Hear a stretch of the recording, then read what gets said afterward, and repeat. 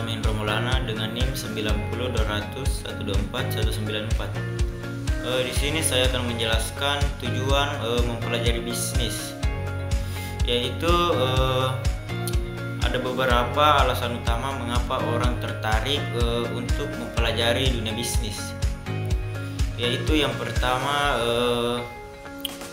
mengembangkan keterampilan material. Dengan memahami konsep-konsep bisnis seperti manajemen sumber daya, perencanaan, dan pengambilan keputusan dapat membantu seseorang menjadi pemimpin yang lebih efektif.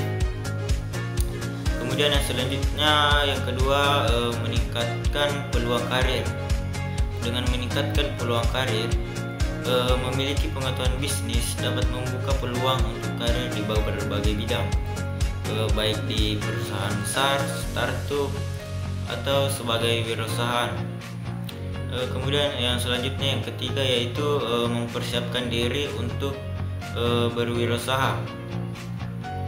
Jika seseorang ingin memulai bisnis sendiri, mempelajari bisnis membantu memahami aspek-aspek penting seperti pemasaran, keuangan, dan hukum yang perlu dikelola dalam usaha.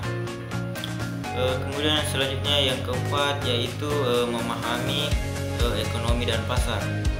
Dengan mempelajari ekonomi dan pasar, belajar bisnis membantu seseorang memahami bagaimana pasar bekerja, bagaimana perusahaan beroperasi, serta bagaimana faktor-faktor ekonomi mempengaruhi keputusan bisnis.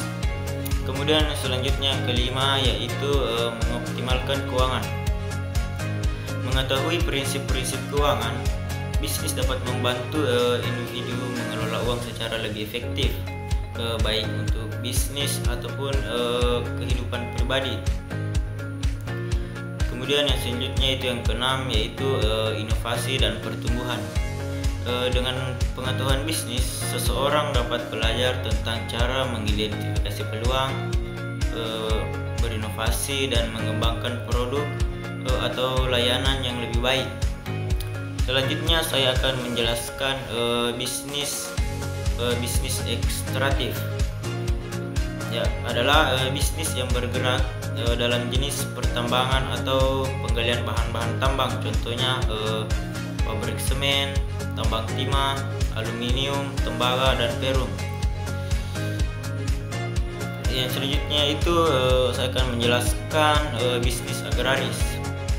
Bisnis agraris merupakan bisnis yang bergerak di bidang pertanian, yaitu contohnya mencakup pertanian, perkebunan, perikanan, dan peternakan. Selanjutnya saya akan menjelaskan bisnis industri. Bisnis industri adalah aktivitas untuk menghasilkan barang dari pengolahan bahan baku menjadi barang setengah lalu diolah menjadi barang jadi. Bisnis sektor ini adalah kegiatan yang menghasilkan nilai tambah, contohnya usaha dalam sekitar rumah, seperti sektor usaha kecil, sedang, dan besar.